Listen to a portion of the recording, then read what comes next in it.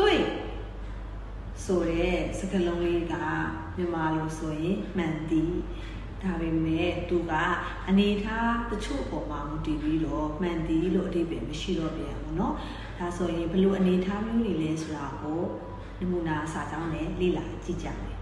နံပါတ်1အနေထားတစ်ခုကခုနပြောထားတဲ့အတိုင်းမှန်သည်ဒါဆိုရင်နင်ပြောတာမမှန်ဘူးเนาะနင်ပြောတာမမှန်ဘူးဒါဆိုရင်တရုတ်လူက你说的不对你说的不对ဟုတ်ပြီနောက်ထပ်အနေထားတစ်ခု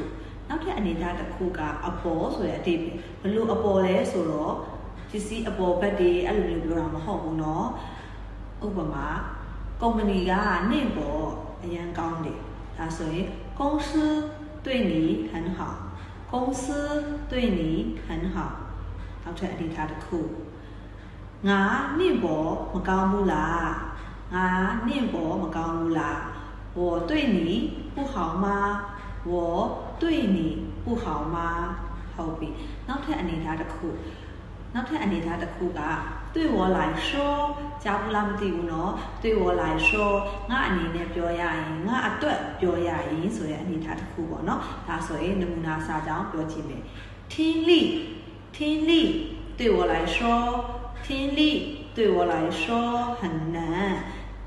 听力ဆိုတာကတော့ဒီနားထောင်မှုစွမ်းရည်